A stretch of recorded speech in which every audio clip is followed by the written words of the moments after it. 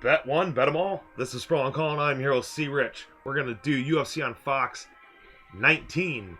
Coming off of a 10-3 weekend on the previous one. I was one of those Junior Dos Santos guys, blah, blah, blah. Didn't make my video. Yeah, you could check out some other forum boards and stuff and get all my knowledge. Check out the Counter Move Facebook fantasy page as well. But hey, we're going to kick this off with the main event. Glover Teixeira and Rashad Evans. Teixeira currently sitting at a minus 210 with the comeback on Evans at a plus 170. Well, the question that really comes to matter is which guy's washed up?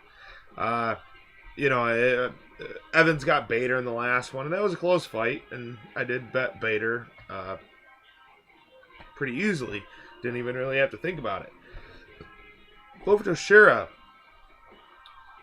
the guy is good. He's really good. And he does pack a lot of power.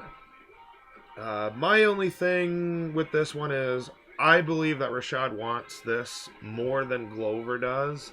And at a plus 170, I definitely am going to have to bet that. And realistically, I just think Evans, this is a 5-round fight. And he's always had pretty good cardio. So, Rashad Evans for the underdog pick there. Next fight, we got Dan Henderson and Lyoto Machida. Henderson currently sitting at a plus 275 with Machida coming at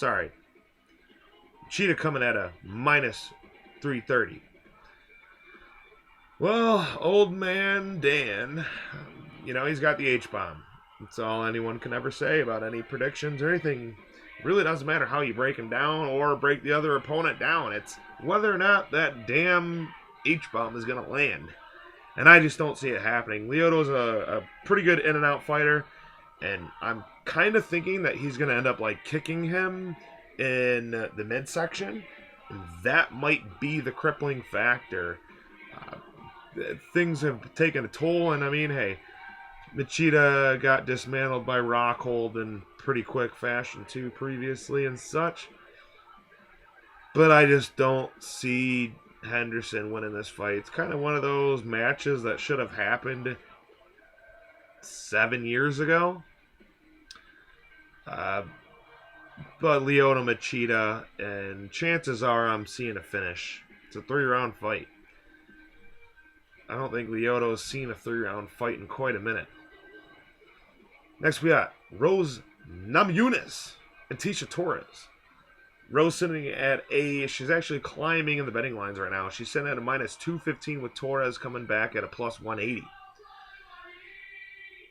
I think this one's kind of getting bet up hype-wise for Rose.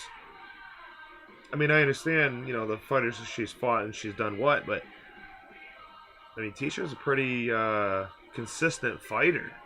And that's the thing that I'm kind of looking at in this one is consistency of being a fighter and during fights. I wish Tecia would use her takedown abilities more. Maybe she finally will. I don't know. She's more of a boxer, it seems. In and out, high pace. And Rose has got some nasty, crazy submissions that she can pull off damn near at any time. As well as that clinch game with some of the Muay Thai and the knees. This one's pretty hard, actually.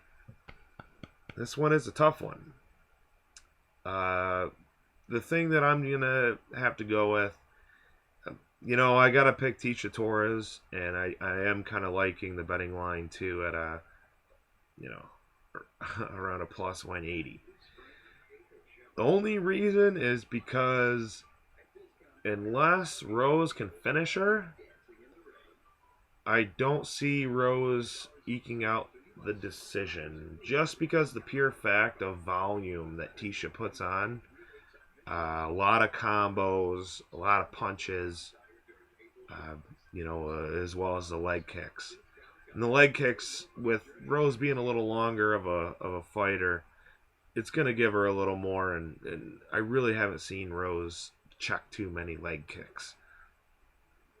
Tisha Torres for the win there with another underdog pick. Next we got Beneil Dariush and Michael Chiesa. Dariush currently sitting at a minus 165 with Chiesa coming back at a plus 145. This is a really good fight. The thing that I have to think of, and I don't feel I really need to break much down, I think this one is pretty much, doesn't matter how much you look into it, it's wherever your heart lies. I think Michael Chiesa is going to pull this one out. Honestly, I think his ground game is a little more refined. Dariush, I mean, yes, he does have good ground game, but it's a little sloppy sometimes. And Chiesa's, it's pretty on point from at least in my opinion. And I think that's where this one's going to come down to is the ground game.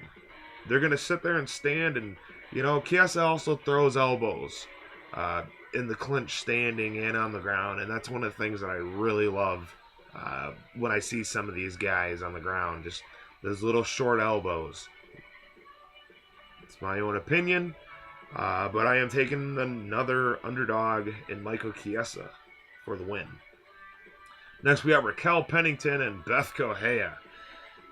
Raquel singing at a minus 170 with Correia coming back at a plus 145.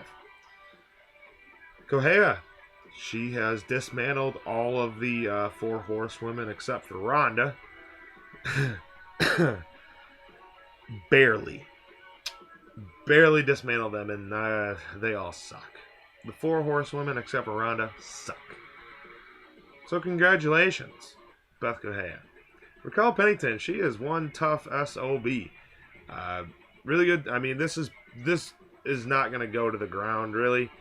This is going to be a complete boxing exchange between these 2 women. And Beth Correia, she's been inactive ever since that.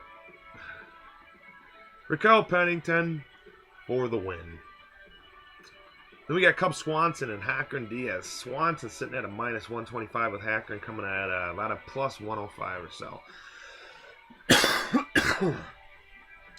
Well, Cub Swanson, I don't know, is he washed up?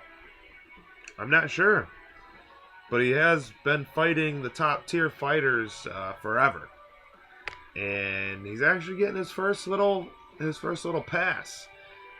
Not saying that Hackern Diaz is, anything of a can, but just the caliber of fighters that Cub has been having to face. Diaz doesn't really possess those qualities per se as some of the other fighters, and therefore I don't want to think that Cub is washed up yet or that his chin is gone, but we do know that he is a good fighter. He does use his wrestling, which I always love, and he does have, a pretty good stand-up game. So, Cub Swanson at a minus 125, count me in. Got to look into a little more things, but count me in. Minus 125, Cub Swanson. And then the only other fight that has any betting lines is John Dodson and Manny Gambarian. Dodson sitting around a minus 500 with Gambarian coming at a plus 350-ish. Does anyone really need to break down Dodson? Unless your name is Demetrius Mighty Mouse Johnson, and I say this in every single fight that I have to pick Dodson or just do anything for Dodson. Unless your name is Mighty Mouse Johnson, you're not going to probably beat him. Not at 125 anyway. More than likely, not even probably 135. John Dodson for the win. But hey, thanks guys for watching. Please don't forget to check out Spawn Call's Twitter page, as well as acslive.tv. And forever and always, don't blow your bankrolls, and always have fun.